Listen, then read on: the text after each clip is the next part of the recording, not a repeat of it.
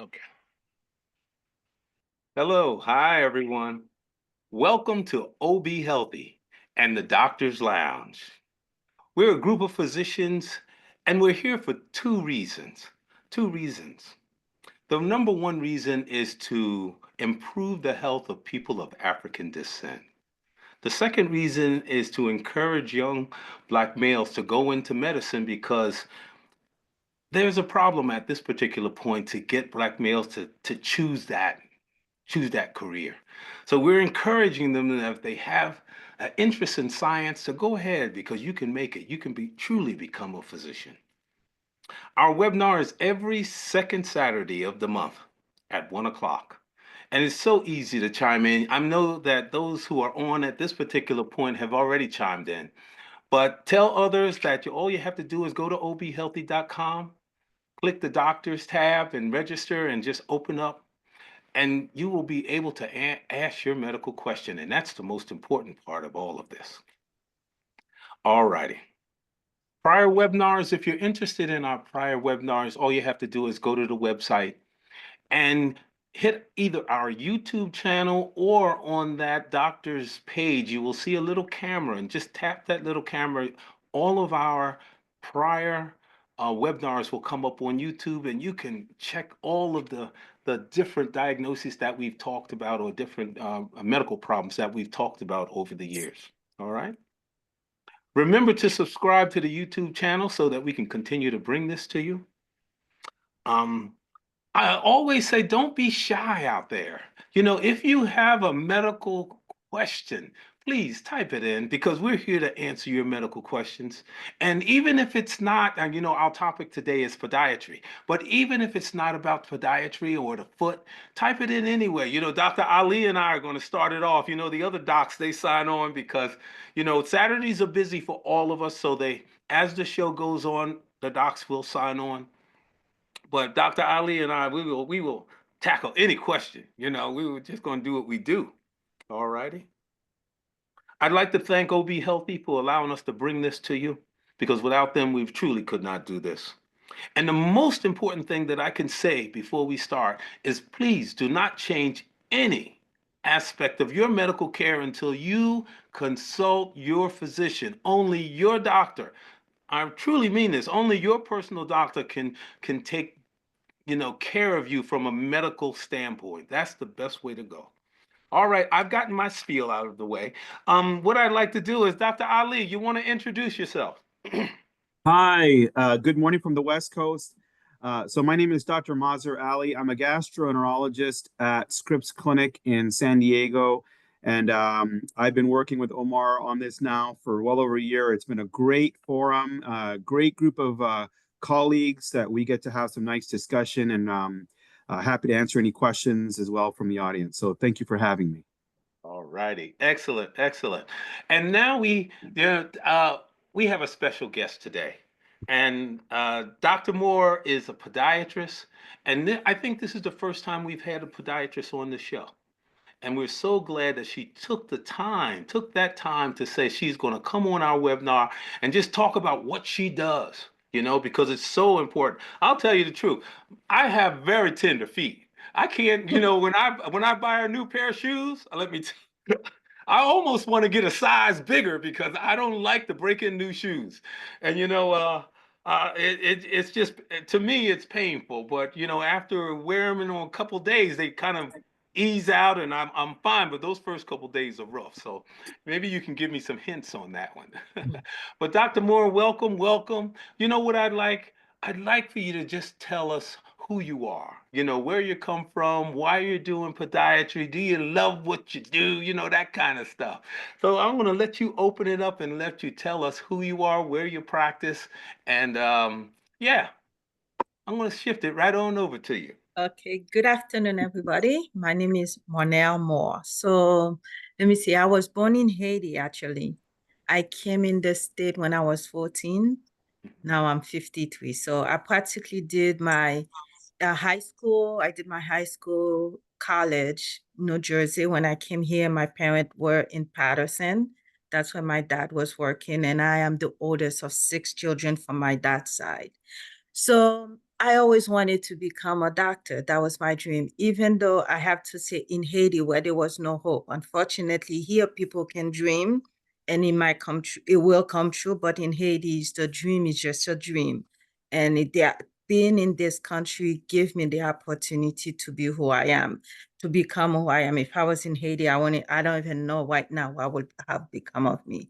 But I always wanted to become a doctor. So after college, actually, I joined the military, United States Air Force. And I was stationed in Japan. I did 3 years in Japan and I met my husband. Over there, we got married. Actually, my first child was born in Japan. I Oh, have 3 children. And then while actually I was my first year in Japan, I was applying to medical school. And then the New York School of Podiatry sent me a letter. So I applied. I didn't know anything about podiatry. And then I researched. I said, oh, that's very good field. And then the other medical school wanted me to go back for 2 more years for graduate and then to a program. And I'm like, no, by this time I was already in my 25 or something. Then actually I applied to the podiatry school. right. And it was funny when they accept me. I just gave birth to my first child, and then they call me. They're like, oh, no, I had to call them. And they're like, I want you to come for an interview tomorrow. And I'm like, well, that would be kind of difficult because I'm kind of in Japan. So we need to make an arrangement. So after, I came, I went to the interview, I got accepted. I still had 1 more year to finish for my tour. I delayed my application and after that, I went to podiatry school in New York. Excellent. New York School of Podiatrist. I love it. Mm-hmm. I love my field. I did podiatry is changed over the year. Mm-hmm. Before podiatry used to be like you could have sub specialty in podiatry. You could be medicine only. You could be foot and ankle or just foot surgeon. You could become an orthopedic or specialize in pediatric. Why around 2007, around when I was finished residency, they changed it and now it's only all surgical. Mm-hmm. And you either have 2 years where you do from 4 foot, we mean metatarsal to toes, or 4 foot anywhere foot. Mm-hmm. So I am actually 4 foot with foot and ankle training Mm-hmm. for podiatrists, but I love podiatry because I could be in the office doing nail and calluses, and then I'm scheduling an appointment for someone for ankle fracture or midfoot fracture. I'm Mm-hmm. doing a flat foot reconstruction on kids, or I'm doing diabetic foot care or removing warts and going toenails. So it's extremely diverse. Mm-hmm. Diagnosing people with a PVD, even cancer. Actually, I just diagnosed first time. I had to tell a patient she have malignant melanoma. She came Mm-hmm. in with her ulcer. So it's very, very diverse. And Mm-hmm. I enjoy it very well. Now I've been practicing in New Jersey at East Orange since 2007, since I graduated podiatry school. Mm-hmm. I'm at the medical art building and I love it. And Mm-hmm. also, I'm a devout Christian. And then last year, my husband and we started a church. So now I'm a pastor and a Oh my goodness. doctor. So Excellent. Excellent. yeah. You got to tell me what's the name. I love your name. What's the name of your practice? Happy Fit Podiatry. Happy Feet. I love it. I love that name. You I know, love it. actually, the That's so great. story is I got that name when I was driving back and forth long hours from residency. I used to listen to that Christian radio. Mm-hmm. The story is kind of based on a start story because there's that woman that used to speak in the radio. She had um bad diving accident where she became totally paraplegic, just made history. Yeah, disabled. And then she said when she was in the hospital, based on the footstep, she will be happy or sad. And certain doctors will be happy, certain people should be sad, even if a parent were coming. And then that happy fit she mentioned is a verse in Isaiah. happy are the feet that bring good news to God people. Mm. And I'm like, oh. And then I said, that's what I'll name my office. And also you could see I even have a logo. You see the logo, the happy feet, smiley face in the happy feet. I love it. I love it. I just thought that name was so appropriate. Happy Feet. Oh, I love that. Well, the thing of it is that where I'd like to go at first with you is diabetes. Oh, Okay. definitely. The way I think about diabetes and people of African descent is that that's the one disease if we could get that under control. That disease affects so many organs. It affects the eyes, it affects the kidneys, the extremities with your obviously you see. It affects your heart, it affects your vision. So many things, so many parts of the body are affected by it. And from your perspective, just give us an idea of how your day goes when with diabetes and all the problems that come about as far as the lower extremities. Yeah, I would say actually in my office, I'll say a good 30% or more are diabetic. Mhm, And they come, most of them basic diabetic foot care, toenail, calluses, making sure everything. But a lot of them start first with diabetic neuropathy and also poor circulation. That's mhm, the main problem with diabetes. And I will add, I really feel like most diabetic patient actually in a mental capacity, they should have a counselor mhm, because I feel that's one of the things. It's like not only they forgot, there's a high rate of denial, a high rate of like they don't really get it. And I think maybe that's part of the metabolic thing in the brain, in the mind, because when I have a lot of ulcers, when I have to counsel patient about you shouldn't do this, you shouldn't do that to your foot. And then they come to me and they're like, but you never told me. I'm like, look at my notes. That's the saddest point. A lot of ulcers, a lot of amputation, wound care. And I've been more focusing on that, especially since COVID. mhm, So like with COVID, it also during COVID, I had the highest rate of amputation. Not just toes, the highest rate of below the knee amputation. Patients were scared, or they'll go to the hospital for the ulcer to send them home. And then by the time they went back, it was like below the knee amputation. It was mhm. the saddest thing. Yeah. The reason why, what are some of the reasons that somebody would need an amputation? Is it because the blood supply is not there, the blood stopped going there, or the ulcer gets so big? Why do you do an amputation? And I understand also diabetes is the number one cause of amputation for people of African descent. From what Yes, I understand, am I right about that? yes, Hmm. yes. Yeah. Um, when a patient have diabetes, though I always tell them when they come to my office, Hmm. the problem that affect is the eyes, the field, and the circulation. Hmm. Hmm. So if you cannot see properly, you cannot feel properly, you have a poor circulation, those are three worst recipe for disaster.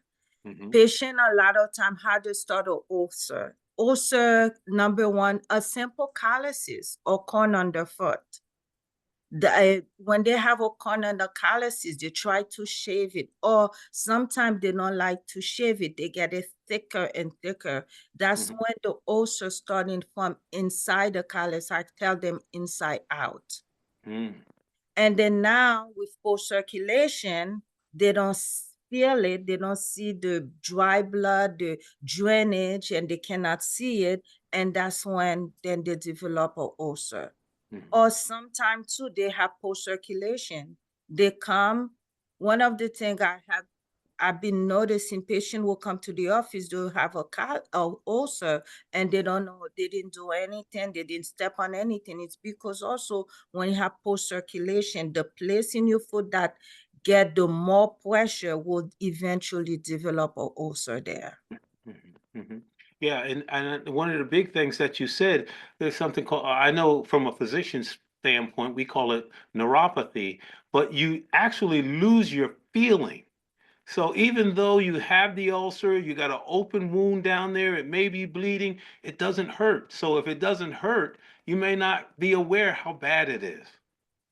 No, that's exactly what happened. They don't know they have the ulcer. They walk with the ulcer with, like there's nothing. And unfortunately, sometimes I even do when I do those amputation, if either in my office or in the OR, with no anesthesia at all, because they don't feel it. You could cut the half of the foot, they will Mm-hmm. not feel it. That's how bad it is. Mm-hmm. You know, So part they of the are. problem with Mm, diabetes in general, right, is that you know what you're describing is that end stage where people develop the neuropathy, the problems with the circulation, but the disease process starts years and years prior, Mm-hmm. and it's almost like it's a silent disease in a lot of ways because you don't know when your sugar levels are elevated. You can't feel it. Like if you were to sprain an ankle or if you were to, hurt your foot or your hand or something from something, you can avoid it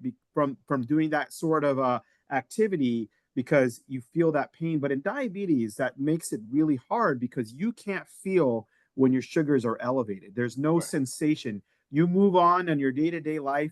And part of it is really adjusting the diet, lifestyle, but sometimes even, when people are kind of working day to day, they just keep on moving. The next thing you know, years go down the road and all of Mm-hmm. these complications develop. Yeah, yeah, definitely. Let me just break just for a second. We have two doctors that have come on. Dr. Court, can you introduce yourself, please? Good afternoon, panel. This is Dr. Court. My practice is in East Orange, New Jersey. My specialty is internal medicine. I only treat adults. Okay, that sounds good to me. Dr. Patrick Anderson, hello. Hi guys, hope you can hear me. It's an honor to be here. It's a second. Patrick, Yeah. we lost your sound. Okay, can you hear me? Yeah, we can hear you now. Go ahead. Good, good. Yeah, now I was saying I'm Patrick Anderson. I'm a gynecologic oncologist practicing out of Newark, New Jersey. It's always an honor and a pleasure to be here. Dr. Ali, good to see you once again. Dr. Court, my dad, good to see you. And Omar, Always. my big brother, always good to see you. You Dr. too, Moore, brother. welcome. Yeah. Thank you. All righty. Excellent, excellent. You know, Dr. Moore, what are some of the things that that you use in your office to diagnose? Do you use like X-rays? Do you do send cultures? What do you do in the office? And like when you see a patient in the office, how does it happen? Do you take a good history? What happens? Tell me if I walked into your office, how Happy Feet would take care of me. You know what I mean? To introduce me to you. Definitely take a same history and physical. And for me, what I do also special when patient is diabetic, beside testing, checking the toenail, checking calluses. I check the color of the skin, the temperature of the skin, even what's important, even the hair growth on the lower extremity. All and the color, the discoloration, all those are signs for me how advanced if the diabetes has affected the lower extremity. And then what I do in my office for all diabetic patients, even if they have sensation or not, is circulation or not. Once a year, I do a vascular study on them on the lower extremity, and we have Mm-hmm. the test. We do the test in my office, and then if there's any abnormality, then I'll send them to see a vascular doctor. Mm-hmm. But checking the feet is very important. Carlos is educating them of what shoes they should wear, how like this not walking barefoot if we're Mm-hmm. focusing on diabetic patient. And most important, I it's like the patient don't remember any education that the primary doctor tell them. So I also educate them, I would say 99% on. Mm-hmm. Ask them simple thing: why do you take your sugar? When do you Mm-hmm. take it? Why do you take it? And a lot of them doesn't understand, so I have to tell them, this is why do you take your sugar. And when you take your sugar is high, that means you have to look at the food you ate 2-3 hours or the night before in the morning and adjust the amount of the food. And then you also have to take, okay, my sugar is over 130. What am I gonna eat this morning? So it's not 130, you're gonna take McDonald's sandwich meat with fries and stuff like that. And then you take your medicine, it defeats the purpose. So, and then telling them about A1C. And I tell them, every time you come to my office, you have to tell me your latest sugar, last time you saw your primary doctor, and your A1C. And I love to say, oh, you and my doctor should talk. He should send you this report. I shouldn't be telling you this. And I have to educate them. This is not a top secret for your doctor and me.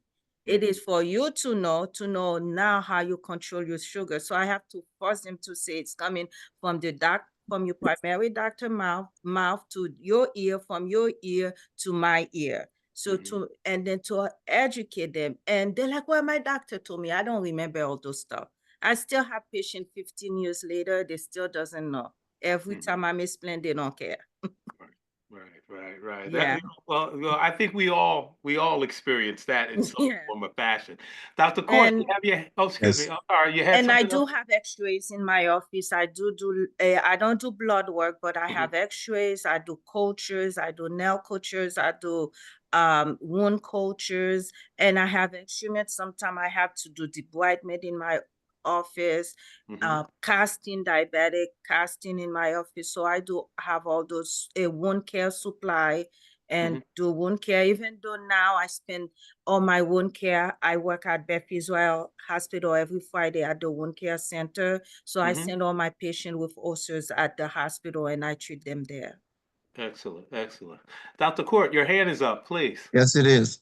For Dr. Moore. Dr. Moore, if I walk into your office, what disease or conditions you can pick up by just looking at my foot? Oh, a la post circulation. Okay, keep going. Let's hear it. For the It's audience. non-diabetic, diabetic and flat foot deformities, abnormal gait, if you have dry foot, if you have history of neurological problem, a lot of and even in non-diabetic, some deformities all can do with Charcot deformity, which is a foot deformity that diabetic experience, and they're not aware of that. Your toenail calluses, lymphedema, venous insufficiency, warts. Can you elaborate on those conditions of what would the patients see or what would you see to say why they have charcoals or whatever Yeah, conditions they have? Charcot is What the symptoms, what the physical findings would be? Charcot is, I think, one of the most misdiagnosed by a lot of people. If by primary, I'm sorry because you guys don't know, and also too sometimes by podiatrists, because patient will come to the office and say, "Oh, doctor, my foot is swollen, is red, and I didn't do anything. I didn't sprain it. I didn't do anything. I just woke up. It keep the swelling and it's red, it's painful." And for me, the first thing, even if I see any deformity or not, and you're diabetic, the first thing I do an x-ray. With Charcot, sometimes Charcot has stages. So in the early stage, if it is a first time it happened, you won't see anything. And I'll just put them right away in a cast. What Charcot is a metabolic reaction that happened in the podiatry where we think is because due to neuropathy and vascular mixed together, where I tell patients, like, for example, you broke your foot, but you didn't fall. You wake up, your foot, you have fractures in your foot, your bone dislocated, and it could take 2 weeks to see the deformity. It could take 3 years to see the deformity.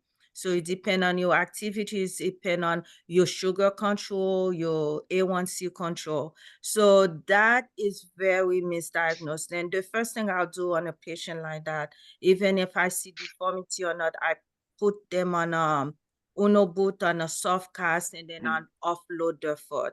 And I'll say I'll offload and also send them for CAT scan. And a lot of time the CAT scan can give you an idea if it is a Charcot or not, and if it's a neurological a pathology that's going on. And you put them under on a non-weight bearing, protect the foot until the swelling come down. And that's the worst thing because patients get upset. It could be 3-4 months and they're still there and they want to go to work, and you have to tell them, if they go to work, they will lose their foot. I have a young lady, she's working. She came in, she was complete shock or complete total shock, and she was only 45. And I had to put her on a big boot, pull her out of work. It's been 9 months. And there's nothing I can do. She's still swollen. You do serial x-rays every month, and it's still showing this breakdown going on. Each month, if month I do an x-ray, there's new changes in the x-ray, and I can't send her back to work. Mm-hmm. Mm-hmm. Yeah. How about other conditions? Briefly, if you can indicate, like, what is lymphedema, what the patient should see to make them come to see you? Lymphedema is one of the common, and it's very common among women, but also men, is the swelling of the leg. Sometimes the swelling is all the time. In the beginning, some people just wake up in the morning, after an hour or two, just have swelling, and then the swelling worsen as the day go by. And that I recommend compression stacking. But there are patients who come with ulcers, and that's the part it is hard. It's take a long time to control. It's a combination of PCP giving diuretic, water pill, and me doing a lot of compression and a lot of sometimes ulcer treatment for them to help the lymphedema to heal it. But a lot of time with lymphedema, there's nothing you can do. It's always constant. It's never gonna go away. They have to keep on the diuretic, compression stacking. Even now, they have the lymphedema pump to help control the swelling. What is actually is it that the lymphatic system doesn't drain, or why is there a chronic swelling there, Is it that the veins don't drain, the lymphatic system So doesn't drain? what I tell patient is the vein have the valve open and close. Mm-hmm. And what happened is over the year, the valve doesn't do that. The open and close create a pressure that push. I tell them the circulation, the artery bring the blood to the foot, but the vein supposed to bring it back to the heart, and the artery is not, the vein valve not working, and the valve stay in the arteries, in the fluid stay in the vein. And Mm-hmm. also I tell them that fluid get out of the vein, go into the skin, and also is toxic to the skin. And that's why some patient will develop venous stasis ulcer. It Mm-hmm. is extremely painful. It is hard to heal. And so you control, if they develop a ulcer, the ulcer will not heal until you control the swelling. You don't control the swelling, the ulcer will never heal. Right, right. Dr. Patrick Anderson, yes, you have your hand out. Yes, the lymphedema issue is big for me because of the work I do with staging gynecologic cancers and the lymphadenectomy, and oftentimes it's a struggle to find folks who will do lymphedema therapy. Dr. Moore, is that part of your practice, lymphedema therapy, either directly through the office or through the wound care center? I don't do lymphedema therapy. Mostly I'll just give them compression stacking. I do have couple company that I use. I send them the lymphedema pump. They are pump now that I prescribe them. They wear in the privacy of the home. They put them on, and then it create pressure. It does help them. They use that 2 hours a day. Those are mostly what I do, but no other therapy that I do in my office. Mhm. And one other quick question, as we age, we try to stay young, and a lot of us try to maintain our athleticism, and as a result of that, our feet take a pounding. Is there any advice you can give to us, whether it's similar to how we say to people, before you get pregnant, get some contraceptive counseling before we embark on a new athletic endeavor? Should we come in to see you so you can evaluate the feed, see how we plant, see how we pounce, and see if there's any reason to do a mold or anything like that to help you comfortably get on to play your pickleball or run on your treadmill or something like that? Definitely, especially if you're still active, and especially in pickleball, basketball, volleyball, those high impact sport, you need orthotics. You need orthotics to give you more support because, like you say, as we age in our feet, the fat part deteriorate. And that's why a lot of people start developing calluses because you don't have any fat part which cushion and absorb the pressure when you're walking. And so if you're doing those high impact sport, basketball, volleyball, shuffling, definitely you need to come and get a good pair of orthotic to give you protection so you could perform better and decrease any uh chances of not only calluses but also ulcers and sprain and stuff like that. Excellent. What are orthotics? Or insert that you put in your shoe they are two type. The insert, they are custom made one that we make in the office, or we also have over the counter insert. Orthotic is used for everything from really ulcers, relieve pressure for diabetic to prevent ulcers, for on calluses, you relieve pressures.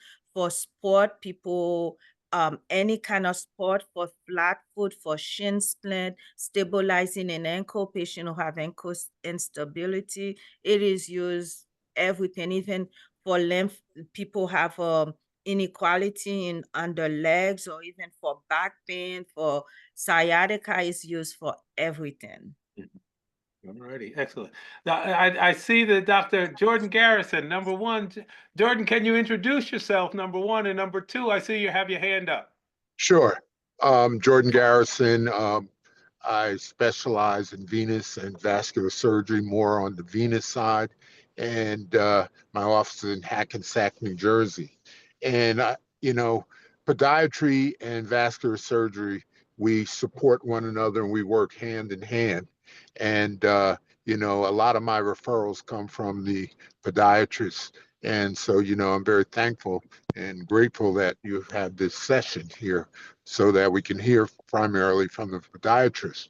I just wanted to weigh in on lymphedema, which was touched on, is that, we have three systems of vessels in the legs. We have the arteries, which bring flow into the leg. We have veins, which bring flow out of the legs. And when the veins are incompetent, which is what I do all the day long, you get reflux or flow into the tissues. And that tissue, that extra fluid goes into the lymphatic system. The lymphatic system is a secondary drainage system of the legs. And so when the veins are overwhelmed and the tissues are overwhelmed, it goes into the lymphatic system. When that lymphatic system gets overwhelmed, we get lymphedema or swelling in the tissues because it can't get out of the legs. There's primary lymphedema, which is a actual problem with the lymphatic system, but most commonly what we see is a secondary system.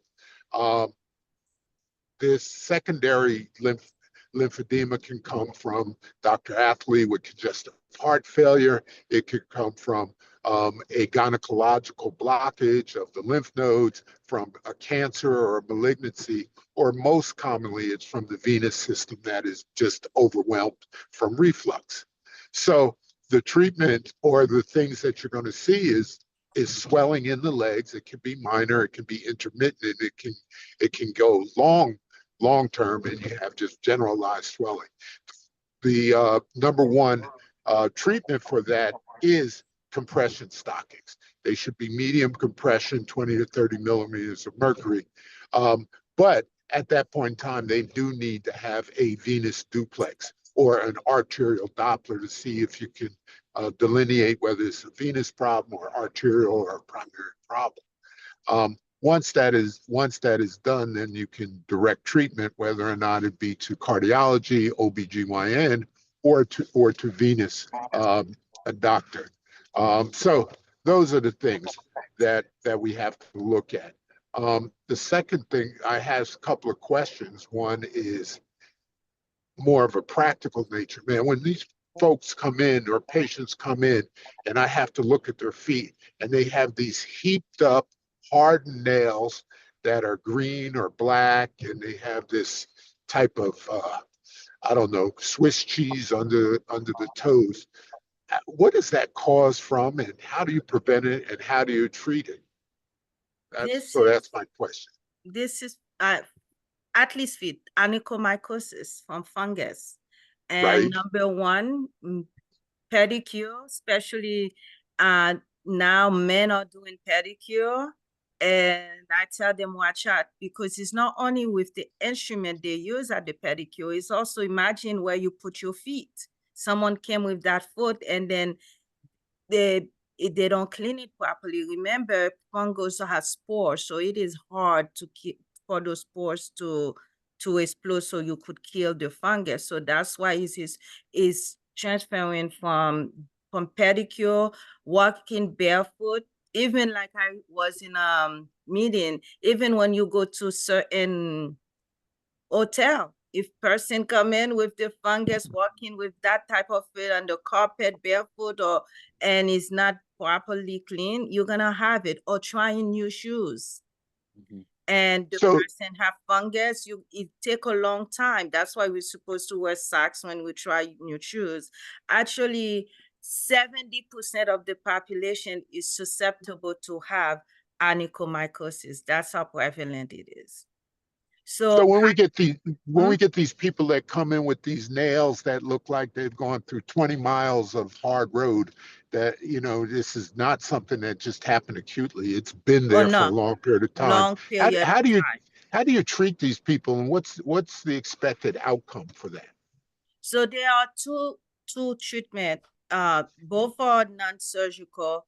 It's either topical medication or oral medication. The topical medication, there's two. There's two type. There's the cream, the gel.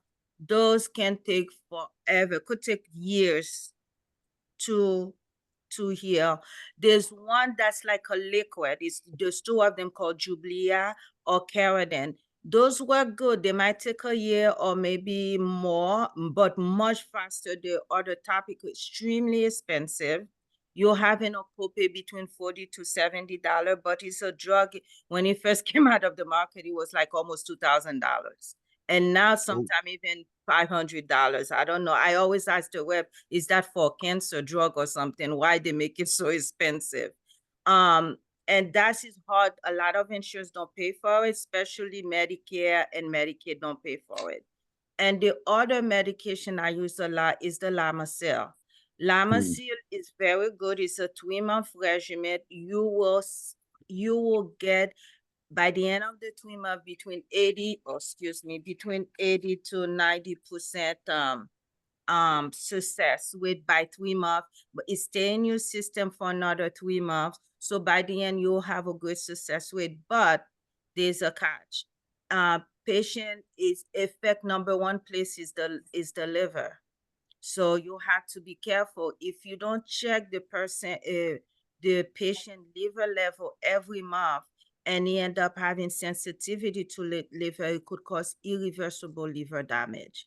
So for me, when they come to my office, what I do is if I think they qualify for Lamisil, I'll do a blood work first to check the LFT, the liver function, and also I'll put them on a topical, and then if the liver is okay, I'll give them Lamisil. I only give for 30 days. I will never give for 3 months because they won't come back. And then that's when you're in trouble. So they come every month, and every month I check the liver, and the success rate is beautiful. But what I tell them also, they need to treat their shoes. Fungus still live in the shoes, and they could reinfect themselves. The other thing is very important to know. If them and their significant others are trying to have a baby, they cannot be on Lamisil. If they're drinking a lot or alcoholic, they cannot be on Lamisil. If they are in the maternal age, I always also check the beta HCG, because if you get pregnant, you on Lamisil, it could cause defect to the child or even miscarriage, Lamisil also decrease the effectiveness of birth control pill. So I even had them sign a consent so they didn't say that I didn't tell them, and very strict before I put them on Lamisil. But that's the best way and it works. There's another medication. I don't use it a lot. It's called Grispec. Griseoforin, which you give 200 milligrams, but that's twice a day and it's for 6 months.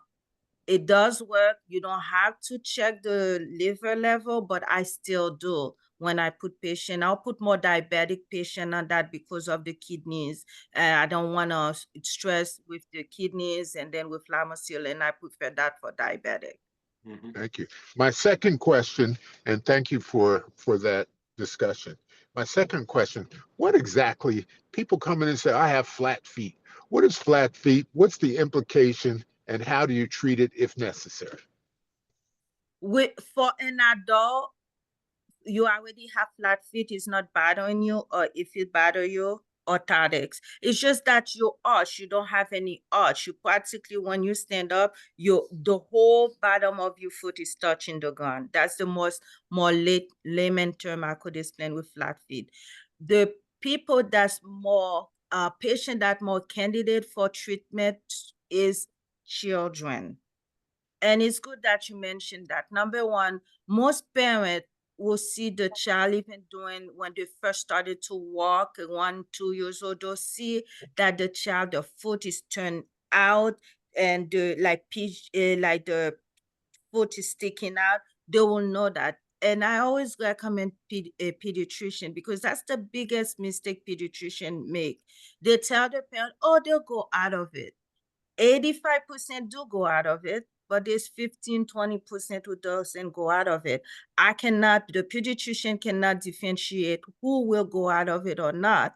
The reason I say that, if you start the patient very young with orthotics and manipulation, physical therapy, you can correct the flat foot, any kind of foot deformity actually, before they turn 7. Because when they are from before 7, the ligament are stronger and they still growing. The bone in the foot is not growing, it haven't totally developed yet. So you could manipulate with casting, with orthotics. Once they were 7, they come to my office with flat foot. I cannot do anything. And there are different stages of flat foot because flat foot can be a 3-dimensional, 3-plane deformity.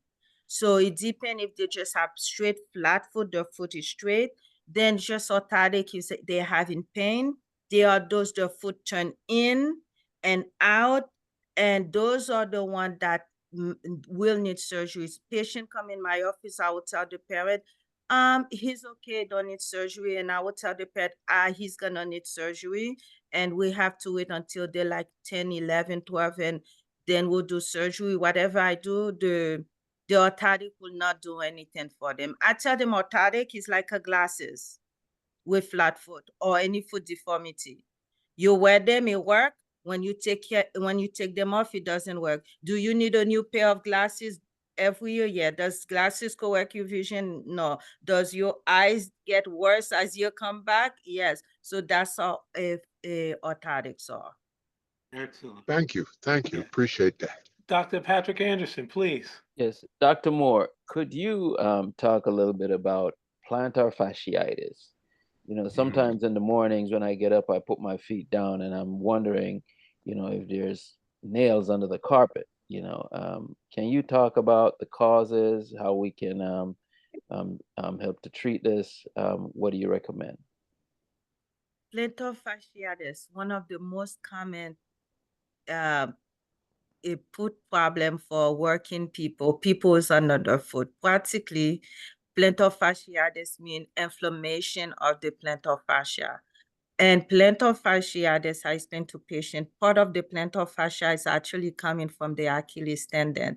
And then the plantar fascia go down on the bottom of the heel bone, and it divides into 3 branches, and then it split up. And the plantar fascia also, it's split up to 5 different branches where it help with the motion of your toes. And also the plantar fascia is also that keep you arch, that give you an arch. Number one cause of plantar fasciitis is actually flat foot. And flat foot, and then also the shoes we're wearing are flat. If you have all those shoes that are made flat and you're on your feet a lot, you will have plantar fasciitis. In school before, they say, oh, if you're flat foot and you have overweight, it's not true. That is disclaimer. I tell my colleague they're wrong for teaching us, because I could see the skinniest person have plantar fasciitis. It's the shoe wear, your activities that cause the plantar fasciitis to be inflamed, because people will come to me and say, oh, I have heel spur.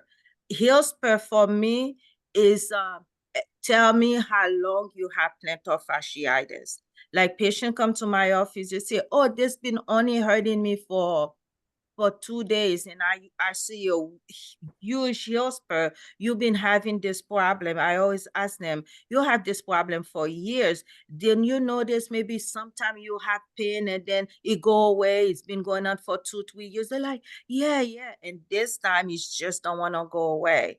So, and sometimes patient will come with, they say, I have this, you don't see any heel spur. So most patient think they have heel spur, is the spur add on to the pain, but the spur is the result of plantar fasciitis. So what are the treatment? Conservative, surgical. Conservative, if the pain is above 6, a steroid injection. I like to do my concussion, which is a combination of medial dose pack, a steroid, and an anti-inflammatory. And then physical therapy, a lot of physical therapy, long-term orthotics. I don't even tell them to change their shoes. The reasons what I say that is, if you have a good orthotic, you put it in all your shoes, you don't need to change your shoes. Especially ladies now, they want to wear those flat little ballerina shoes. That's another reason why a lot of ladies having that. You could put it in those ballerina shoes, and then you don't need to change your shoes. You just put your orthotics. And patient who still having pain and also with the spur, then they will need surgical treatment. And there's several surgical treatment out there for plantar fasciitis. Excellent, excellent. Patrick, you have another question? Yes. So, we are a reflection of our parents. And, one of my chores growing up, I used to have to clean my dad's working boots, make them nice and shine for a Monday. And something I would do on Sunday to make sure he's happy with me on Monday. And I often noticed that he would walk on the outside of his heels on his boots would wear down. Now I see the same thing happening to me. Is there a way of looking at your shoe and evaluating what happens to your feet, especially for people who are laborers who are on their feet all day? Yeah, that means we call it varus heel. So his heel is turning. When he's walking, he's exerted all that pressure on the outside of the shoe. And also that is also why orthotic is good, because you can, when I ask a patient for orthotic and I send it in the lab, and the orthotic will also bring correction. There's something called, we put pose, they do different thing in the orthotic for a foot that's in varus turning in to make it to neutral, or heel that's turning out to make it to neutral, or even a high or shoe that will provide some support in the arch so that it doesn't cause pain and plantar fasciitis. Excellent, excellent. Let's do this. We have a couple questions that have come up, and let's answer a few of them. Let me go for the first one here, and let me make sure I got the first one. I go every 6 weeks to the podiatrist to remove ingrown toenails from both great toes, he states. I get this permanently. Excuse me. Can I get this permanently resolved? And that's his question. Is there a way that Definitely. Okay. Definitely. With ingrown toenail, that's a good question, because Patients are confused with ingrown toenail. I tell them there's two types. There's plain ingrown toenail, your nail just go ingrown, and there's one that is infected. So most people, when they think of ingrown toenail, they think of the infection one. So if a patient come to my office with a non-infected ingrown, I will treat them for maybe 2 or 3 visits where I cut the corners, because most people under the intention is you cut your toenail straight. If you cut your toenail straight, but it's turning in like this, if you don't cut the corners will continue to grow. Then there's a cut in the skin inside. As we take shower with the skin with bacteria, that's how we develop an infection. So I will recommend the patient we trim the corners.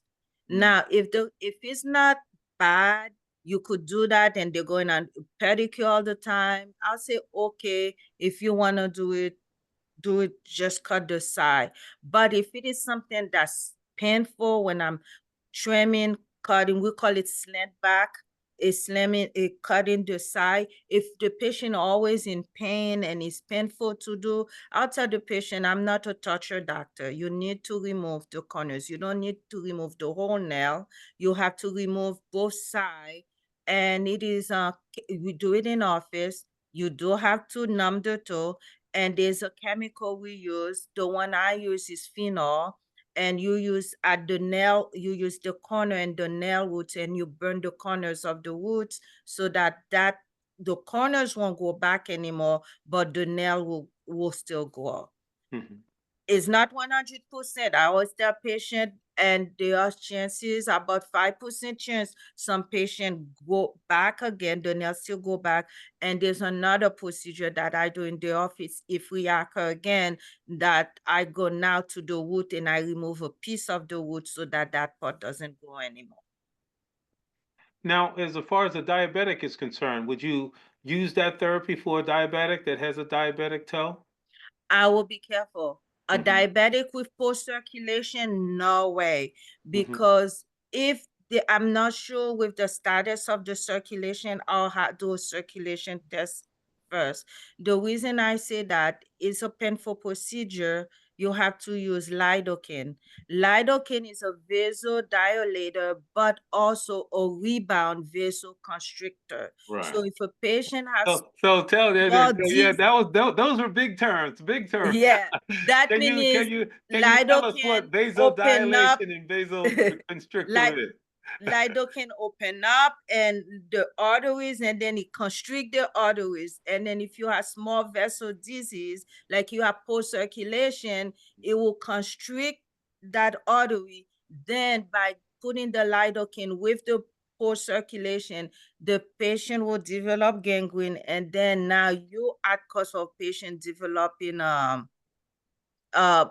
amputating the toe. And I seen a lot of that come to my office. So I will not do that on a patient with diabetes, special poor circulation. Right. You just made it worse. Right. Yeah. Okay. There are quite a few questions coming up. Let's do this one.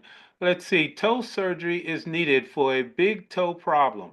This is Halius rigidus.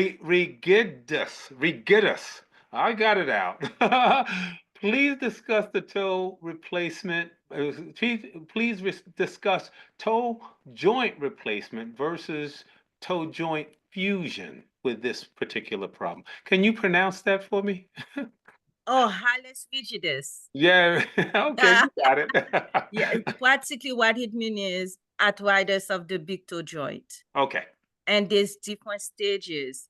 That's how you decide if you need, that's how you decide if you need to do either a fusion or replacement, is based on the stage. If they still have some range of motion, then you do a replacement. And also used to be if they are young, especially in the woman, because you want to have an opportunity, especially if the young lady, she want to wear high heel, 2, 3, 4 inches, then you have to do a replacement. But if they are older, or if they are the fourth stage of hallux rigidus, which means that it's totally bone on bone and there's no movement of the toe joint, then you do a fusion. Mm-hmm. But to tell you the truth, I was trained with both. It's going out of style a lot. There's other procedure you can do. You can go more to the next joint after the first big toe joint, the next joint, we call it um metatarsal cuneiform joint. You can go that way and fuse that. If they are stage 1 or 2, you clean the arthritis and you call it decompressing the joint instead of doing an implant. When I first came out, maybe I did 5-6 implant. We're not too happy about the implant because of the complication, because remember, there's a lot of things that happen with your toe. When you walk in, 85% of your weight is going in that toe. So they don't last a lot. Just think about it. The hip, the knee replacement, they last how many years? Not 20 years. So it's the same. That even can be less, especially the bone quality. So for me, I would rather do that or just fuse the bone if I know the person, doesn't work, use a lot of, heel, they just wear flat shoes or maybe a wedge, then I'll just fuse the bone. Bone fusion. Mm-hmm. All righty. Sounds good. Sounds good. We covered this. Maybe you want to just see it comes up again. Best method to remove fungus from the toenail. For me, my favorite, it depends if they started, if it's not really dark and really bad. I love Jublia. Jublia does work. Mm-hmm. And then if it's really bad infection, Lamisil or Grispeg. I like them because they're faster. The other stuff, everything else will take at least a year.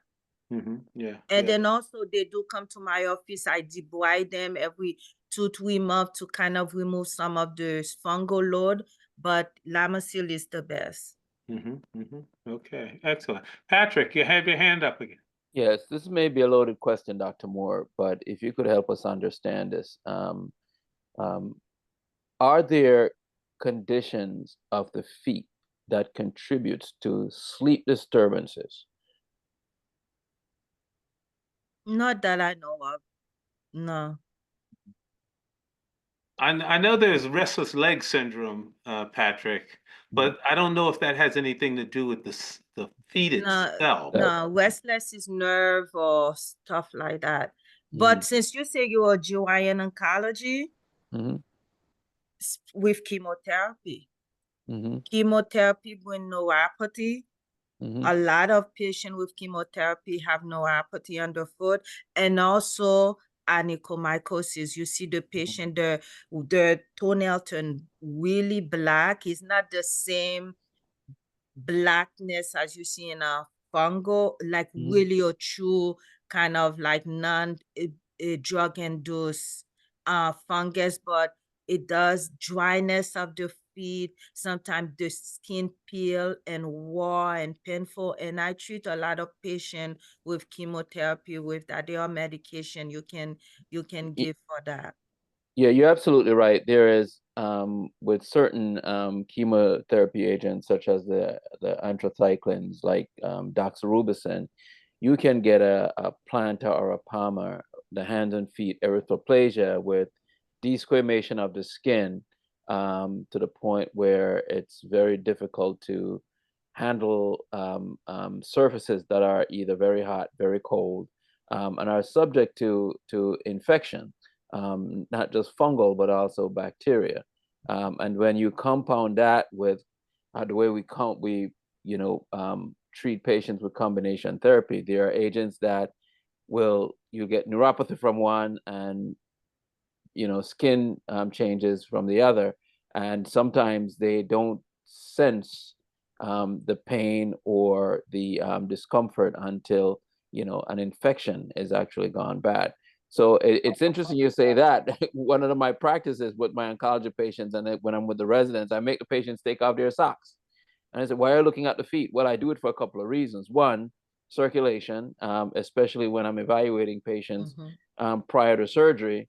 And two, as part of my routine chemo side effect evaluations, we look for evidence of lymphedema, evidence of skin changes, evidence of discoloration of the nails, because then it offers me the opportunity to refer them to you for additional evaluation and treatment. What do you treat them with when they have the neuropathy? Well, we try to mimic what we do for diabetic neuropathy, because we really don't have agents that prevent some of these neuropathy. One, we try to adjust dosage. We use agents like paragabalin, Lyrica, gabapentin, sometimes steroids. But sometimes that's all we have. It's interesting that once you stop the agent, the symptoms sometimes improves, but the neuropathy actually doesn't go away. There's a medication that we use a lot for diabetic called Metanax, M-E-N-T-A-X. No, M-E-T-A-N-X, sorry, Metanax, M-E-T-A-N-X. It's really good, actually. I give it a lot, even to diabetic patient. The idea is supposedly is really high folic acid, vitamin B12, and iron. Supposedly, the reason that specific company, they say they have the trademark where when they produce the medication, the molecular weight are so tiny that they can attack the nerve and slow down or stop the process of the neuropathy. And I do have some success rate, like 70-80% in diabetic and chemotherapy patient. The thing with is there's no generic. A lot of people try to do generic. There's none. You could send it to only that company, but it was FDA approved as food drug. Because of that, no insurance will pay for it. So the patient have to pay. And the company that you have to go in your EMR called Brand Direct is somewhere in Florida. They will deliver and they tell the patient if they use that medication for 3 months and they see no improvement, then they can get their money back. And I have patient who's been using it for years. It does work. I even give it for patient who have other neuropathy from spinal problem. And the company also have a medication that's similar to that they give to pregnant women because of low iron and decrease the rate of spinal birth defect on babies. And that's supposed to be almost kind of related to Methanex, and that's what they use it for. What's Dr. Moore, is that a prescription? Go ahead. It is a prescription. And you could only send it to one place. If you send it to any other pharmacy, they're just gonna give you a bunch of folic acid and all the stuff in the beginning. I used to let patient get the generic, nothing happen. I do see success with when I give the patient the Methanex. Spell it again. Methanex. And you have to go when you in your EMR Brand Direct. Yeah, Brand Direct. MET. Yeah. Okay. Yeah. So I often complement these medication that we do for nerve pain with physical therapy, and hope the combination of both and the retraining of one's approach to how they take care of their extremities, both hands and feet. Hope that the combination will help.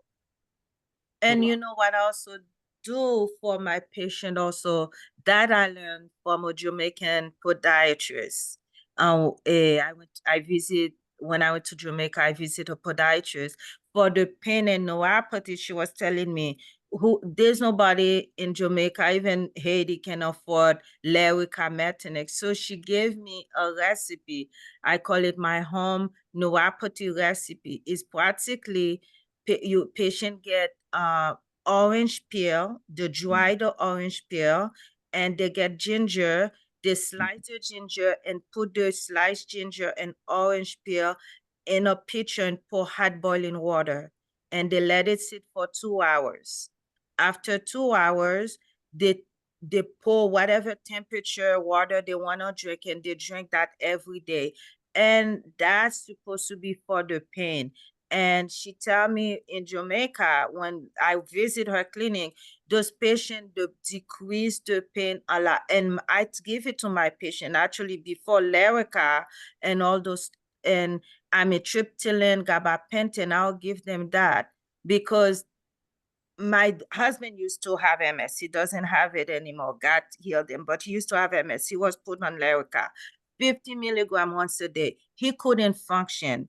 And that's why I will use that first for my patient, because those medications, they make patient drowsy and sleepy. So I have great success with that.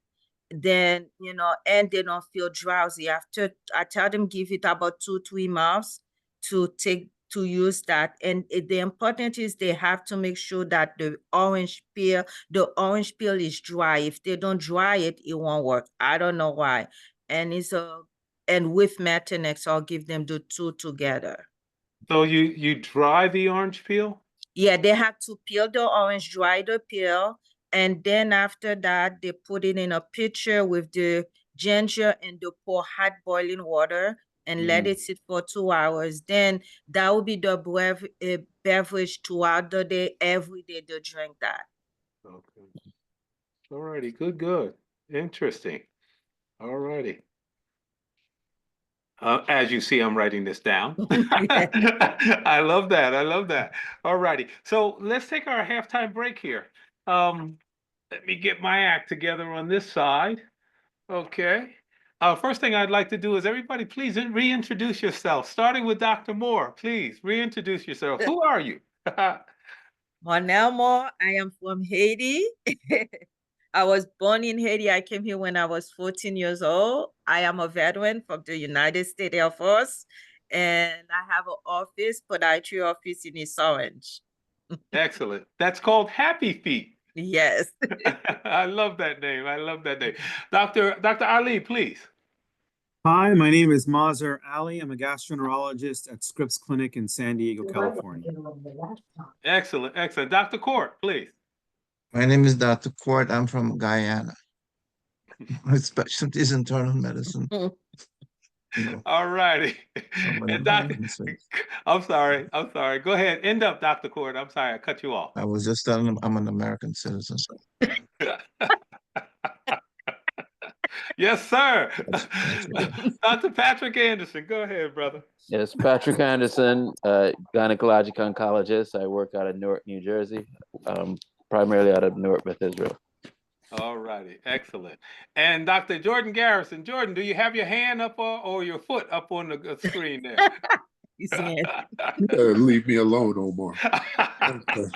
Listen, Dr. Moore, do not let Omar Bey influence you in any way, shape, or form. But I'm a surgeon and I specialize in venous disease. And I want to send you an invitation that I am giving a symposium on April 30th at a really, really nice restaurant. And I'd like you to come and hang out with us.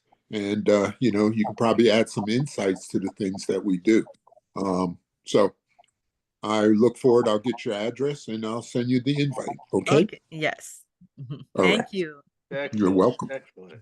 All righty. So just to let everybody know, this webinar is every second Saturday at 1 o'clock. Please let family, friends, church members know. It does take a village to put something like this on, especially in our community. Understand it's at 1 o'clock, and you can see our past webinars very easily. You just go to obhealthy.com. On that, hit the doctor's page and you'll see a little camera there if you hit that, or if you go to our YouTube logo, and all of our past webinars come up. Please go through them, see what disease entities that may help you, because it's all about good health, longevity, and we're doing a little bit of that for each and every one of you out there. I'd like to thank OB Healthy for allowing us to to bring this webinar to you. And the most important thing that I can say, as usual, please do not change any aspect of your medical care until you consult your physician. Only your doctor, truly only your doctor, can best care for you from a medical standpoint. Thank you very much. Let's see now. I think that's it. Let's go back to another question really quick because we got quite a few questions here. I want to make sure we get all of them. Is it advisable to soak your feet in vinegar and or baking soda to remove odor-causing bacteria? If so, how often? What I tell my patient, it is if you want to, but I don't know how often. It's up to you. With the odor, it will help, but really the number one way to remove odor from your feet is really when you shower, you need to clean between your toes. You need to soak between your toes, and then when you finish, you need to dry between your toes. If you don't clean it, you think just the water going down just gonna do the cleaning, you will have odors. And then the other reason, if you have sweaty feet. And if you have sweaty feet, most they don't have any prescription for sweaty feet nowadays. So we do sell certain one in our office, but there's no prescription. Or if sometimes they say they cannot afford it, then I will really tell patient go to the store, get antiperspirant deodorant and use it as needed, because it does the same thing on the arm, the feet, sweaty feet, antiperspirant. Excellent, excellent. Good, good. There's another question. It says, good afternoon. How do you treat hammer toes? If it doesn't hurt, I will not do anything about it. If it hurt and you use wider shoes, comfortable shoes, and it's still hurting after conservative treatment, then it's surgical treatment. That you have to Why are you cautious about surgical treatment? Is it that even though you do the therapy, it may not get the result that you want? Is that a possibility? Well, the reason is I do amateur a lot. I tell patient the thing is, if it doesn't hurt, the reason is surgery is not guaranteed. I always tell my patient, any surgery you do, there's always, I say, 3% chance, especially with cosmetic foot surgery. 3% chance it can come back or cause weird pain or complication. So for me, if you come to my office, you have no pain, you want to fix your hammer, and then after the hammer surgery, you have pain 2, 3, for me, that's a failed surgery. But if you come, you have a pain 6, 7, 8, 9, 10, and now your pain go down to 2, then that's a success surgery. And I don't want you to be that 3% that complication, and then we didn't try conservative treatment first. Right, right. And you find that most people want treatment for that particular problem because they want their feet to look better, they're nicer looking feet, or you know. With patients with hammer toe, the main thing is not most that is because it's hard for them to get good shoes, to wear shoes, especially as a woman, even a man, you want to wear dress shoes. A lot of those dress shoes and the men dress shoes or the woman, the pump, the heel, they cannot accommodate those hammer toe. They rub and they're painful. So they want to fix it so that they could wear nice shoes and they could be comfortable. The next question, I'll read it, but I think we answered the question. I have a hammer toe. Is there any treatment? I do have pain. I do not have pain, he says. However, if it goes untreated, what would be the result? I am a senior citizen, by the way. So if they don't treat it, how is there, damage done down the road because of not treating it? No, hammer toes do get worse over the years. So if you don't treat it, it will get worse to the point it will cross over the toe next to it, and you now make it more problematic to get good shoes. That's mostly what it is, more problematic. And also in the podiatry wear, actually the worst surgery as a podiatry surgeon to do is the hammer toe. The reason I say that is a tiny little toe is difficult.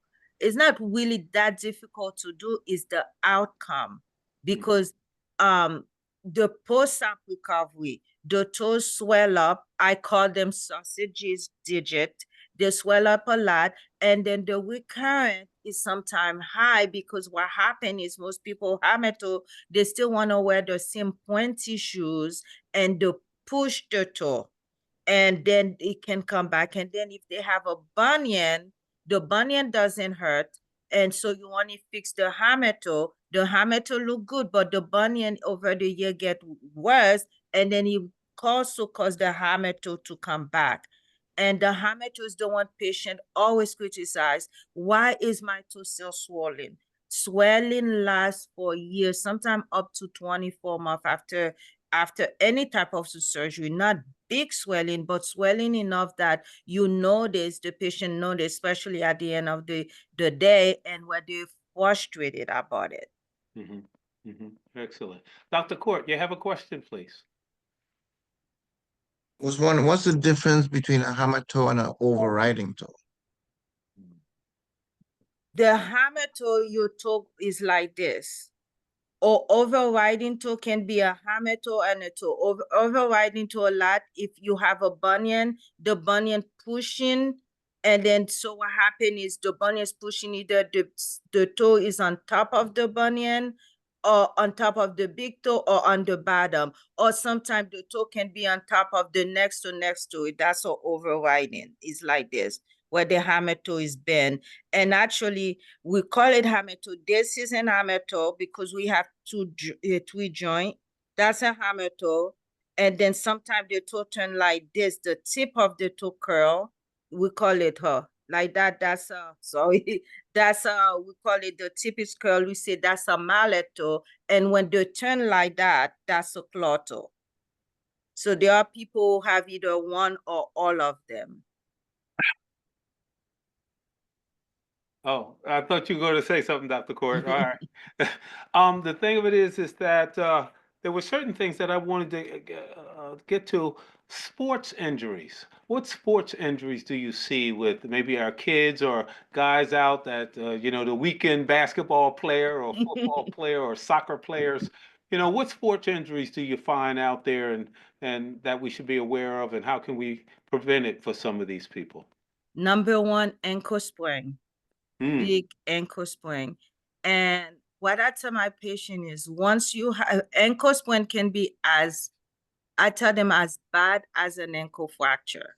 The reason is you fracture, you expect other thing that's going to happen in the future with the fracture, arthritis, instability, but you should expect the same thing with an ankle sprain, because when you sprain, the ankle ligament support your ankle. Before you can fracture the ankle bone, you have to rupture that particular ligament, that especially on the outside of your ankle. Those ligaments have to totally rupture before those ankle is fractured. So when you sprain, even though you didn't fracture, it's kind of, I say, you lose, it's a rubber band that is become loose. So what happened a lot of time is patient end up having ankle instability, especially if they didn't immobilize it. Some of them will go to the ER. If it is that bad, they give them an air cast and then they throw it away. They move on. I'm aggressively treat my ankle sprain. I put them on a soft cast, sometime on a boot for 2 to 4 weeks. Then I give them ankle brace, physical therapy, and then some orthotics also to stabilize the ankle. That's number one. Toe fracture is common, and ankle fracture, but ankle fracture is mostly a lot of time big trauma. You get ankle fracture, metatarsal fracture, and believe it or not, a lot of metatarsal fracture or just little fall and turn and twist. When that happen like that, that's because the person have very low vitamin D, which I know this is very common among our community. especially in the women. And this is what I tell them. I say, for two reasons. Unlike the white people, we don't like to drink milk and we don't worship the sun. Because they love the sun, they love to drink milk and protein and cheese, and those are the vitamin D we need. And that's the problem. Even when I'm doing like hammertoe surgery, bunion surgery, any kind of bony surgery, I check the vitamin D level, because that's one of number one that cause delay healing, non-healing. And I've seen a lot of patients who just twist their foot and then they fracture 2-3 metatarsal because of poor vitamin D. Well, all righty. So Yeah. along the same line, do you see osteoporosis A lot. affecting? Okay. A lot of, patient will come for X-ray for plantar fasciitis or an X-ray because they have a sprained ankle. And I'm talking to them, I say, the low bone stock, not even an adult, young kid, 14, 15 years old. And I'm like, you need to be on the sun. You need to take more vitamin D. It's very common among us, especially if you're from the island, it's even worse. That's not our daily thing that we do, eating cheese and drinking milk and stuff like that. Interesting. Very interesting. Yeah, because it's Especially, interesting when we evaluate patients for osteoporosis, we look at the wrist, we look at the spine, and we look at the hips. And it's very rare we look at the bony structure of the foot. And one would argue that, yes, the hip will take the brunt of the pressure of the upper abdomen, but if you encourage people to walk and move, you would imagine that the feet would get special attention. Now, the feet, I think you see it first in the feet because they are smaller bone. And you could see it even, for example, patient on a cast, no weight for after a month, you could see the osteopenia on the foot. You don't use it, you lose it. And you could see that. Yeah, I know. It's just like everything. Even a patient that comes to the hospital and is in bed for a couple weeks, boy, the physical therapy just to get them up and going again is, especially seniors. Yeah, Yes. it really, really affects them dramatically. What about yeah, well, yeah, what I was going to say is that just a personal example. When I was a resident, I was playing basketball, and all the things that you said about a sprained ankle, really sprained my ankle badly playing basketball, my left ankle, and I did none of those things. I didn't rest it. I didn't go to physical therapy. I didn't, of course, I'm a doc. I wouldn't go to, and basically, but that particular ankle swells all the time. It's always more swollen than the other. So yeah, I agree 110%. I mean, it feels strong, but that swelling never went back down to normal. And you predict the weather when it's cold, when it's hot, when it's cold, snowing and raining, you could feel it. Oh yeah, your bones let you know what the weather is outside before you wake up in the morning. You know if it's raining out. That's for sure. That is for sure. What about things like Achilles? Do you I know with sports and there are several, especially professional, you always hear that they have an Achilles tear or anything like that. Do you see that very often? Not as often, but yeah, it's very common. Not the tear as much, but a lot of Achilles tendonitis. It's one of the strongest tendon. The way I explain it to my patient in layman term, Achilles tendon they get so what, and a lot of them are maybe for activities, maybe it's the food or the tightness. We were born with tight Achilles. A lot of patients develop what we call Haglund deformity. Is practically arthritis of the Achilles. The heel bone form a spur. Patient come with swelling pain on the Achilles. You do X-ray and you could see the Achilles is forming a cartilage. It's trying to turn into a bone. It's very, very common. And treatment is either conservative or surgery. Even I hate doing the surgeries because surgery take at least 2 years for a patient to be maybe 80 to 90%. Yeah, it is. That's very common with the Achilles tendon. It doesn't matter male, female, and it's always common. But what I want to see, since we're in a sport, I don't know if any young people are watching, especially, right now with grade school and high school and college, the intensity of those young athletes. What I tell when I have a lot of young athletes come to my office, young athletes are performing as I think even as high, if not even higher demand than professional athletes, minus the personal trainers. And young athletes are coming in with a lot of problem with their foot, and because of that, and it's because I tell them in the professional athlete they have personal trainers that they stretch, they do all those things for them 3, 4, 5 times a day, and they have the best medical treatment. Where those young athletes, they'll go, they sprain their ankle, they walk in on it, and they come to the office when it's really bad, and they're coming in, and if I pull them out of the sport, they get upset, the parent get upset, the coach get upset, and I'm saying, how you gonna perform? And I'm sending them to physical therapy. I think for young athletes, they should be going to podiatrists, and then we should be sending them every maybe twice or 3 times a week to go to physical therapy to stretch the tendon, to strengthen the tendon and ligament, because they're not doing that when they're not even giving them 20, 30 minutes to stretch. And I have young athletes that come with severe and stable ankle or flat foot deformities and really bad. And I do not touch them. I think people who touch young athletes do them a disservice. What I tell them, ask them, I say, are you planning, if you're a football player, is that your goal to go to college level and even maybe professional?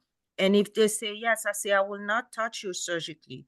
Physical therapy, orthotic, because you consider a damaged good. People don't realize that. Who's gonna give you a scholarship in college if you already have surgery of your foot or your ankle or your knee? And who's gonna give you a contract for the NFL or NBA if you already have all those stuff? Because you just damage good. Unfortunately, I tell them like that. And I really recommend parents to do that. But the parent and the coaches, they don't let those young kids rest at all. And eventually a lot of them come see me because I'll pull them out 2 to 4 weeks out of sport and so that they could function better. And parent, if you have young athletes, you want them to be the next LeBron or the next whoever it is, then you need to treat them like LeBron been treated when it comes to make sure they do good physical therapy training. Excellent advice. I'm telling you, I think that's the most important thing we've said it, throughout the whole webinar. You have to support your children. You have to, and I understand that athletic parent. You want, you know, you got a future LeBron there. You want him on the court. But yeah, you got to let him heal in order to be able to move forward and excel. Dr. Court, you have your hand up. Quick question for Dr. Moore. The ankle, is it podiatry or is it orthopedic? In New Jersey, we treat ankle. In New Jersey, we treat below the knee and including ankle. So I do ankle fracture, calcaneal fracture, and everything like that. We do. You said below the knee also? Yeah, the soft tissue below the knee and then the ankle bone. Excellent. Interesting. Excellent. Dr. Ali. Dr. Moore, question for things like chronic plantar fasciitis and these chronic conditions that affect the tendon. And, we try things like conservative like measures, aspirin or Motrin, things of that nature. But is there a role for injections, like steroid injections? So for me, with plantar fasciitis, yes, I give injection. And when I was in school, they always drill into in our head that you only give 3 injections a year for plantar fasciitis, which I learned is a misnomer, because one time I did that when I was a resident, and my director called me, and he was like, he made a valid point. If you only give 3, why do you give 3? Because they said if you do more, there's a high chance that you could rupture the plantar fascia. But then one of the primary procedure of treating plantar fasciitis is by going in there Fasciotomy. and just cut the plantar fascia. So he told me, he was like, he Fasciotomy. trained us. It's like, wouldn't you want the fascia to rupture by itself instead of you to go and cause a surgical wound and more disability? So therefore, I always give injection no matter what for plantar fascia, even if it is 3-4 weeks at a time, to help with the sweat, with the pain. If that doesn't help, then I'll do something else. But for the tendon, I I rarely would like to inject the tendon, like the peroneal tendon, the Achilles tendon, the posterior tibial tendon. If I do, it will be once a year, because there is a high grade of rupture. It's not even that. Also, when I open a patient with those problems where they've been injected, they cause the thickening, and they cause the pathology, the injection, the steroid of the tendon also. And so the steroid help with the pain, but it cause other problem. And if I do inject, I won't even into the tendon. I'll go right under the skin around the area, and I will immobilize it. Now, in the sport medicine world, podiatry, there are other things you can use to inject those tendons that have higher success rate, because we regeneration and healing, but none of the insurers will pay for it in office. You have something called PRP, which is practically the patient come to your office, you draw the blood, you put it in a centrifuge, you separated the plasma, and sometimes they put a chemical and then you inject it. I done that in the office, and the recovery is a little tough, it's a little painful, but I have great success with. But you're talking about at least $1,000 to $2,000 cash out of pocket. And then also there's also another one where people doesn't like you to get the blood. You call it the amniotic, which is from placenta and umbilical cord. They have the powder. You mix it either with saline or with Morphine, and you inject it in the tendon. Those also cause healing. It's not just to decrease the pain, it's cause the healing and regeneration of the tendon and everything. Even in the Achilles tendon, you can do that. But again, those products are not covered by insurance company. Did you have another question, Dr. Ali? No, that was it. I sometimes I run into the situation where people, they have these chronic injuries, plantar fasciitis, tendonitis, and they need to stay on these anti-inflammatory medications, right? And but the problem is, and they end up coming to see me as GI doc, because Yes. these medications are pretty. One of the side effects of things like naproxen, Motrin, Aleve, ibuprofen is they can cause issues with gastritis. They can increase the risk of ulcers in the stomach. They can make reflux worse. So sometimes we find alternative ways to treat their pain without them needing to be on that anti-inflammatory. So this I is will I will only give it to them maybe for like usually now I've been using the what's called Advil Tylenol Duo, but I will only give it to them a month, um, while I'm sending them to physical therapy or orthotic braces. And if after, and also measure dose pack, and then sometime too, I use the lidocaine patch. If after but only for 30 days, the same thing, because I'm worried about the GI, worried about the kidneys. And if after 2 months they're not getting better, I'm doing an MRI and started to think about we'll go to the OR, because I know they're not gonna pay for the other injection. And then in the OR, what I will do is I'll just go open it. And then those things I tell you about the PRP or the amniotic injection, if I do it in the OR, then there's no problem. So I'll go there, maybe do an ultrasonic diagnosis, cleanup of the tendon with an injection of that and no weight bearing. And that's what I'll do. Yeah. 3-4 months in the OR. I will not treat them with those anti-inflammatory chronically. Excellent. Dr. Anderson, please. Yes, Dr. Moore, with respect to your time in the wound care center, are you able to comment on some of the novel ideas that you use to treat chronic ulcers, diabetic ulcers of the foot, those kind of things, in an effort to do some limb sparing? You know, Oh, things definitely. like hyperbaric oxygen therapy, those kind of things. That's good. Oh, definitely. And also what I do is I kind of set myself apart from my colleague, because lens sparing between hyperbaric and when I talk about the PRP can be used as in the wound. Also, especially the amniotic, they have the now with the skin graft.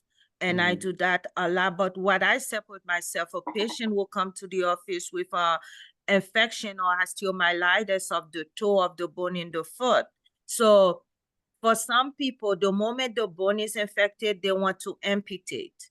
Either, especially when the digit, there's other modality I use instead of amputating the toe, the digit. I just did my latest one a couple of weeks ago.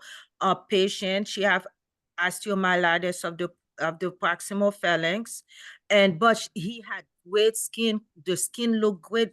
It was swollen, but the skin wasn't. It was affected, but it wasn't eating away. The skin was good. So instead of me go and amputate the whole digit, I went and make an incision around where the ulcer is. I removed the affected bone. There's other stuff. There's something called you make antibiotic beads. So what I do is called cement. There's other stuff you mix it with antibiotic. I mix them together. You make little black. I make almost like digit form. And then I put it in there, suture it. It will drain a lot. And then that's it. Now the patient still have a digit and he still have a toe. The toe will shrink after a while, but they still have a toe. And it also keep the balance and prevent other problem. Because when you amputate a toe, you cause an imbalance into the other joint, because within the metatarsals, they have metatarsal ligament that connect the metatarsals together. When you amputate that far back, you destabilize that parabola. And what happened later on in a patient, this, for example, you amputate the first or the first toe, and then within a year, you're going to have callus formation and deformity of the second toe. Then that can turn into an infection, and then you go in little by little. So now I try to do that. Even if they have infection of the metatarsal, I open the metatarsal, I go into the marrow, inside I remove all the marrow, and I stick with antibiotic beads, and then here, as long as they have good skin coverage. If the skin is infected, everything is infected, it's just gonna be a skeleton of bone, then I need to amputate. Yeah. But can I ask you, similar to the orthodontics who put a bone graft in to regenerate bone so they can do an implant, is there such a technique that you can apply to your craft where even when you debride the bone and you put your antibiotic bead, is there a matrix that you can put in that these osteophytes can crawl over and over time rebuild the bone? That's that product cement say it can. You mix it in with antibiotic, but sometimes I seen it. I have patient I seen it. Sometimes it just become a spacer. It doesn't really regenerate, because you have to really, because in the jaw, is a whole block of bone, whereas the metatarsal are pieces. So sometimes when you remove the part that's infected, you put the beads or that a graft into the part that's not infected, they don't coalesce. And then because the patient's still walking, it I disperses. see. But what it does, though, we call it a form of scar tissue. So that scar tissue space becomes so hard and it's almost like bone, then I'm satisfied with that. Like I have a patient, he's a cop. He didn't want, I did remove the toe, but then a month later, there was infection in second, third, and fourth metatarsal, which totally obliterated. So I just inject that thing inside his foot because there was still infection instead of doing a cut half of his foot, and he's here right away. He's walking and he's going back to work. Excellent, excellent.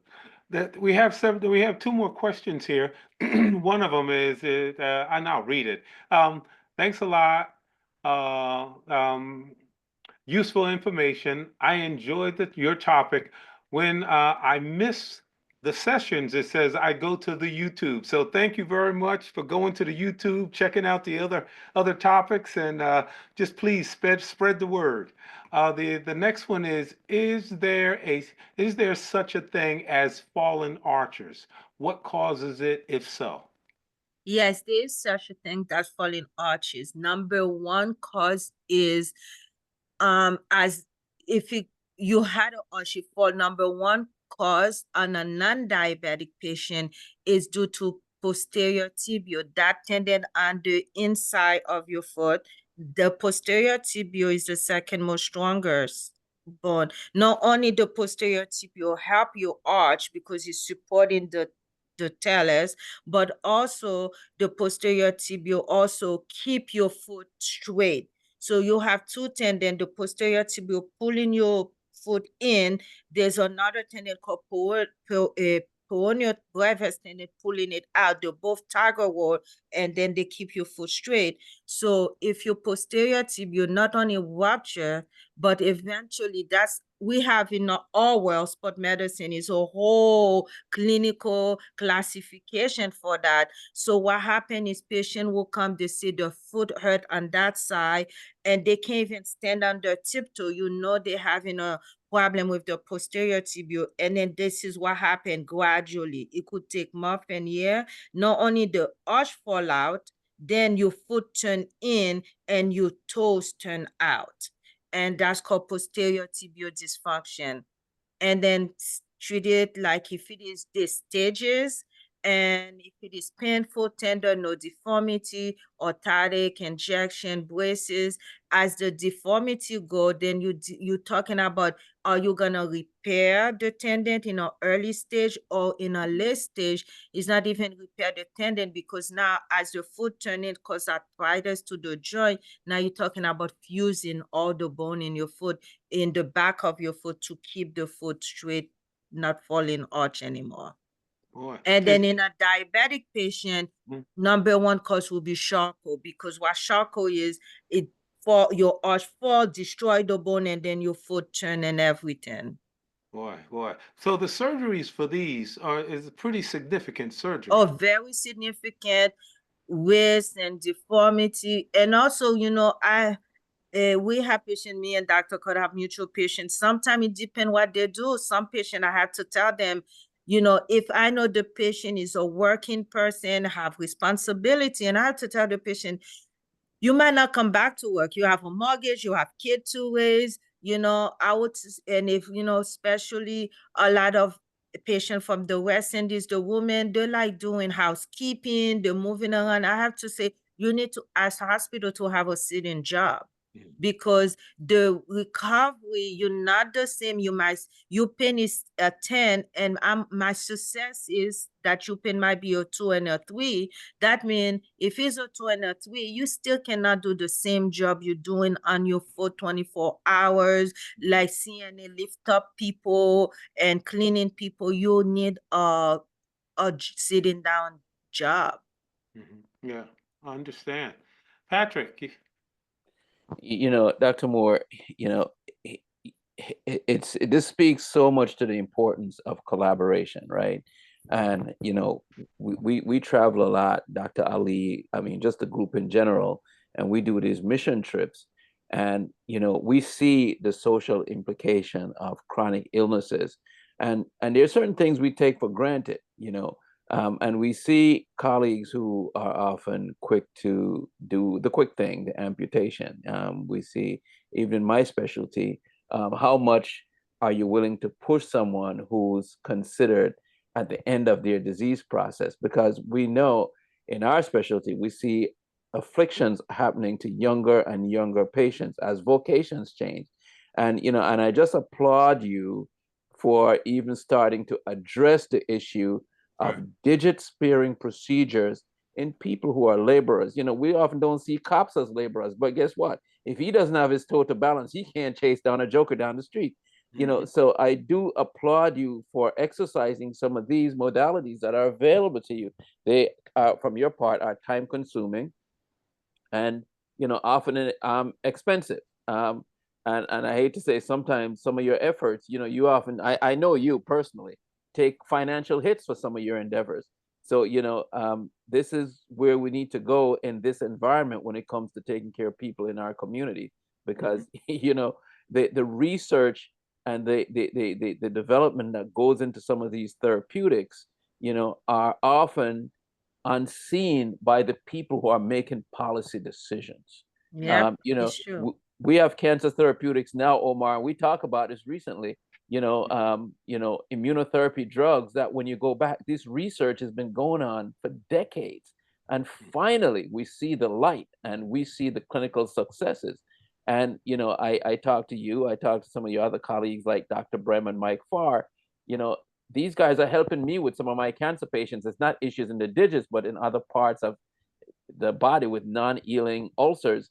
And some of the modalities and the therapeutics that you guys are using are just fascinating. Excellent. Yeah, I agree. I agree, Patrick. We're moving to another stage, but we have to be aware. And the Right. thing of it is that what's obvious to me with your practice is that you've been in practice for years, and just things um that over the years you just accumulate to help your patients. It's so obvious when talking with you. You have so much experience in surgery, in the office, different therapeutics. Um, you know, um, things like that are not medications, but more, vitamins and stuff like that. It's a wealth of knowledge, and you only gather that knowledge because you've been in the field so long and you've seen what others do that may not work, or what may work, and you gravitate and you add it to your repertoire what works, and after a while you're just a very solid physician. I mean, that's so apparent to me that you got it together there, and I'm so happy Thank that we you. have you on the show. No, There's a, thank you. yeah. Thank you. For me, I enjoy it. And lately, I've been enjoying more wound care. I work with the residents, and like actually, I was talking to them, especially when it comes like limb salvage, wound care, diabetic also. I tell my resident, I just, the stuff that I learned in school, and people learn that, sometimes I just throwing them out of the window. But wound care and limb salvage is an art. So I like the resin very common. Like I put this together, I put that together, like something simple like betadine. I learn even now, you tell people use betadine on the wound. Oh my gosh, you kill the wound. And actually, the betadine is the best thing that could happen in the wound. When you have a wound, especially venous wound, diabetic, they drain a lot. The drainage, they sit on the drain, and it make the maceration, it make it wet, and it weaken the tissue, and then you're gonna have to cut more. I use betadine in all my wound. The joke is the resident, they cannot run with me without having betadine. And then now they're like, oh my gosh, I never thought like that.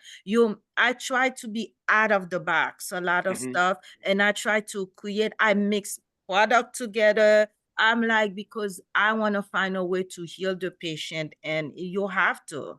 Yeah. It's interesting. I wish Dr. Clark was on the show, because I remember we doing a mission trip and we're doing a big resection. And when we closed, the guys on the ground just took the betadine, they poured it in the wound and then irrigated afterwards. And they said, we never see infections and these wounds don't fall apart. The other thing too, I worked with a trauma surgeon on one of these mission trips, and they would mix betadine with brown sugar. and put it in an Yeah. infected wound. You know, What is because that doing? the sugar is an osmotic diuretic, so Yep. it actually knocks off some of the pathogens in the wounds, right? Hmm. And if you go back historically, when they used to put maggots Yep. Yeah. Yep. in Yeah, wounds, And yeah. you right? know, they still do. They still have medical maggots. Oh, Mhm. wow. Medical maggots. That Oh, one thing I just did recently, because there was that one of the pharmacy, I think Shifa Pharmacy, came to me about using patient who cannot afford wound care product or the insurance don't pay. They mix some streptokinase with some gel and with antibiotic on the wound. But I have that venous stasis wound. I couldn't debride it. It's so painful. And I didn't know what to do. And the Centil, I was using Centil, it wasn't doing anything. Centil supposed to be a debridement. So I was like, you know what? I got the streptokinase. It's like the pill like we do in the island.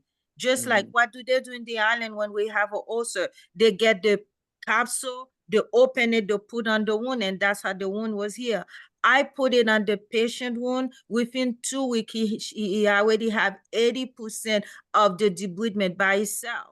And Yeah, you know, Centil wasn't doing the thing. So you have to be out of the box. Centil does sometime, but in some people, when they drainalize with venous stasis. So now that's a new thing now I'm gonna start doing. It's just like you have to be out of the box to Yeah. treat, to heal. If you care for the patient, you're gonna be thinking out of the box. If you're Mhm. just doing it as a whatever, you're not.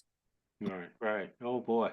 Well, the thing of it is, we have some final questions here, and I want to make sure that we get to them.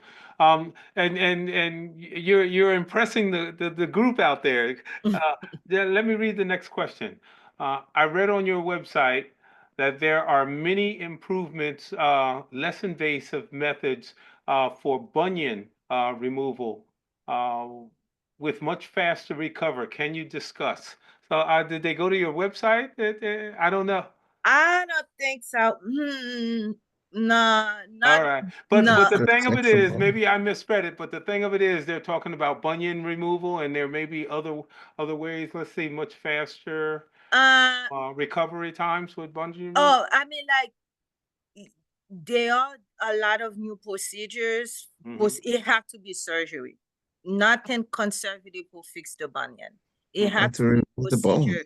And I use the new technology now, which I like best because we remember earlier with the flat foot, I was saying is twee plane, twee position type. It's the same way as bunion. That the new procedure now they have that's been around maybe 10 years is the one of the best way to do bunion now. I would say 80% of podiatrists are doing that. There are others that people do that patient walking within 2-3 weeks.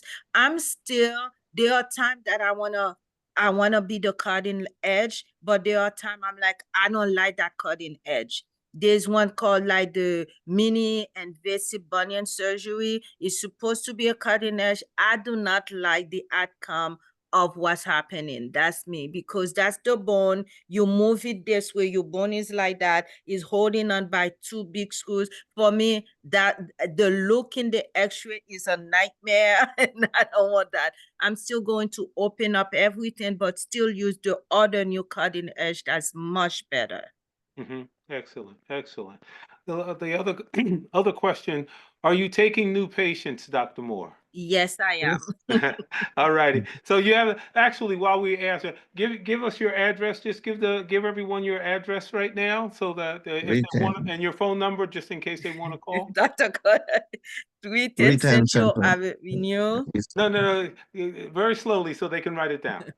310 Central Avenue, Suite 303, East Orange, New Jersey. Hmm. I am on between Central and South Arlington Avenue, right across the hospital emergency room, Hmm. that big medical art building on Hmm. Central Avenue. And the number is 973-337-2893. Excellent, excellent. Well, we're so happy that you could come on and do all of this for us. Thank Any you. last parting words that you feel important that the audience should know about podiatry, or a particular problem of podiatry that they should key in on? Like I said, I think earlier, we podiatrists, most people think we just do nail, calluses. We do everything from skin to bone, from below the knee, everything. And then also we treat kids. And podiatrists also, Miss Norma, we also treat newborn. I have newborn come with kids who are born with club foot that turn like that, deform. We also treat that. That's the best way you treat a kid with non-surgical treatment, and then you could see the foot changing. So from newborn all the way to elderly and everything related to the foot. I even diagnose HIV based on the nails. We do a lot. Excellent, excellent. Well, this has been one just absolutely excellent webinar. I'm so happy that you took the time to come on and be a part of us and talk about something that we never ever talk about. I mean, and it's something that's so common. Uh-oh, wait a minute. Wow, we popped up here with 3 new questions. Well, actually, 1 new question. It just says, thank you so much. I love how you all work together and bring such great information. It was just somebody saying, Thank you. thumbs up to what we do. So for a minute there, I thought we had 3 new questions. I didn't want to leave them on the board. But the thing of it is that, what you do is marvelous. I'm just so happy that we had a chance to bring you on. And Thank you. if there's a time when you need some advice or anything like that, or you want to get together, just give us a call. And I know I'm going to see you in the hospital, so Yes. thumbs up. But also, and another thing is that because I do nutritional support and I'm director of nutritional support for the ICU there at Bath Israel, I see the ulcerations, the decubiti, like a lot of it is sacral decubiti, but a lot of it is heel decubiti and leg sores, heel decubiti, gangrenous toes, all of that we see with very, very sick patients. So I'll be talking with you a lot Yes. in the future. All righty. Yes. So just wonderful, thankful that you were able to come on and just be a part of our webinar. In closing, I would like to thank OBHealthy for letting us, bring this platform to you. Without their help, we just could not do this. Believe me. Remember, every second Saturday, we're here. And it's at 1 o'clock. Please chime in, go to OBHealthy, hit the doctors tab and register and come in and be a part and ask your medical question. Actually, it doesn't have to be the topic that we're talking about that day. Any medical question we will try to answer. Okay. And if you want to see our prior webinars, please just go to the website, hit our YouTube channel, and check us out as far as the past webinars. There's so many great topics that you just have to listen to. Remember to subscribe to the channel so we can continue to bring you that YouTube venue. As I stated in the past, it's caring and sharing. So let everyone know, your family, your church members. And the most important thing I can say is please do not change any aspect of your medical care until you consult your physician. Only your doctor can truly take care of you from a medical perspective. And until next time, I'm just going to say peace. And, until next month, please, everyone be safe out there, stay healthy, and we'll see you next month. All right? Peace, everyone. Bye. Peace Thank out. you. Take care. Thank All you, right. Dr. Moore. Thank All you. right. Thank you, Thank Dr. you Moore. for the invite. Definitely. Thank you.